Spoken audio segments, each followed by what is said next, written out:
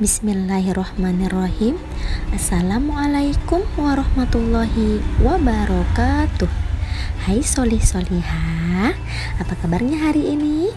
Insya Allah kita akan belajar mengenai berbakti kepada kedua orang tua dan birrul walidain.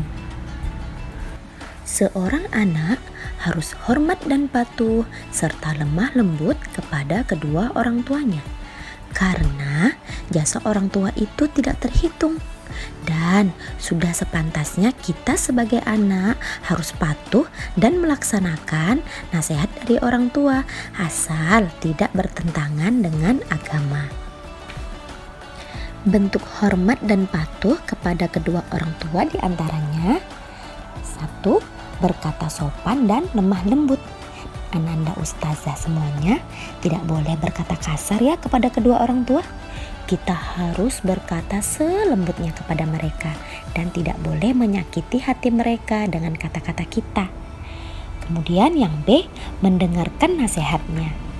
Ananda Ustazah, apapun yang orang tua kita katakan itu adalah yang baik untuk kita, sehingga segala nasihatnya patut dan serta kita dengarkan. Kemudian yang C, menjaga kehormatannya. Dijaga nak ya aib-aib orang tua, karena kejelekan orang tua itu adalah merupakan aib juga bagi kita. Kemudian yang D, meringankan pekerjaan mereka. Ananda solihah di rumah sudah membantu orang tua di rumah kan?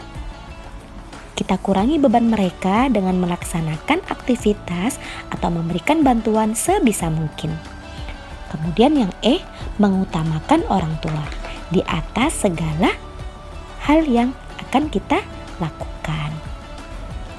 Jika orang tua kita sudah meninggal, maka bentuk rasa patuh dan hormatnya diantaranya: yang pertama, kita harus senantiasa mendoakan mereka. Di setiap kita melaksanakan sholat, maka disitulah kita berikan doa kepada orang tua kita agar dijauhkan dari siksa kubur dan api neraka. Kemudian yang B, melaksanakan wasiat yang pernah mereka katakan kepada kita sebelum mereka meninggal. Kemudian yang C, menyambung silaturahim kepada kerabat ataupun teman mereka. Kemudian kita masuki materi berikutnya, yaitu tentang birrul walidain. Birrul walidain artinya berbakti kepada kedua orang tua. Berbakti kepada kedua orang tua merupakan suatu hal yang harus dilaksanakan oleh seorang anak, dan juga bentuk perintah dari Allah maupun dari Rasulullah. Sebagaimana hadis Rasulullah yang artinya, ridho Allah tergantung pada ridho orang tua dan murka Allah tergantung pada murka orang tua. Hadis riwayat Al-Hakim. Intisari atau makna dari kandungan hadis tersebut, yang pertama adalah ridho Allah tergantung dari ridho orang tua. Yang kedua, mencari ridho orang tua dengan cara patuh dan taat. Yang ketiga, ridho orang tua sebab terkabulnya doa-doa. Yang keempat, mendoakan kedua orang tua. Dan yang kelima, mengutamakan ridho kedua orang tua di atas ridho yang lainnya. Kisah inspiratif dari seorang Uwais Al-Qarni, seorang pemuda yang tidak terkenal di bumi namun sangat terkenal sekali di akhirat. Apakah Ananda solihah sudah pernah mendengar kisah tentang beliau? Nah, baik, Ustazah akan ceritakan ya. Uwais Al-Qarni adalah seorang pemuda yang solih dan sangat berbakti kepada ibunya. Ibunya adalah seorang wanita tua yang lumpuh. Uwais selalu memenuhi semua permintaan ibunya. Namun ada satu permintaan yang belum dikabulkan oleh Uwais Al-Qarni, yakni ibunya ingin sekali pergi haji. Suatu hari Uwais Al-Qarni pergi membeli seekor anak lembu dan membuat kandang di puncak bukit.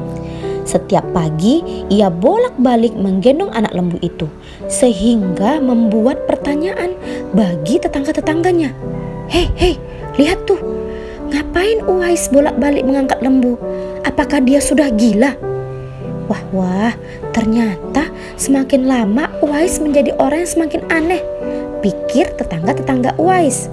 Namun tidak ada yang pernah menyangka bahwasanya ia melakukan itu semua agar Uwais Al-Qarni kuat menggendong ibunya untuk melaksanakan pergi haji.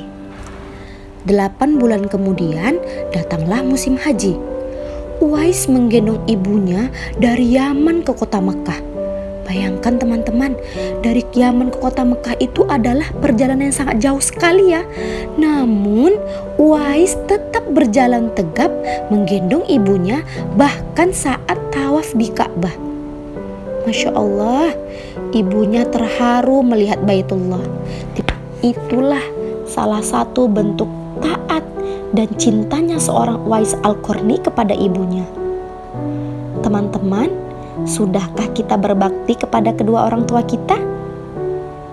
Mudah-mudahan kisah Uwais Al-Qarni ini menjadi cerminan bagi kita untuk senantiasa berbuat baik kepada kedua orang tua kita. Hingga dikisahkan pada saat Uwais Al-Qarni wafat, terlihat banyak sekali orang yang datang berziarah. Sehingga penduduk di kota Yaman pun terkejut. Siapa sih Uwais Al-Qarni itu? Sampai-sampai banyak sekali orang yang datang berziarah. Namun dikisahkan ternyata yang datang itu adalah para penduduk langit, yakni para malaikat. Yang mereka berbondong-bondong datang ke dunia hanya untuk memandikan, mengkafani, menyolatkan, dan menguburkan seorang Uwais Al-Qarni, pemuda yang sangat solih, taat kepada ibunya. Tidak terkenal di bumi, namun sangat terkenal bagi penduduk langit. Semoga menjadi inspirasi bagi kita bersama. Terima kasih atas kesempatan hari ini. Semangat belajar untuk Ananda di rumah. Ustazah akhiri dengan Assalamualaikum warahmatullahi wabarakatuh.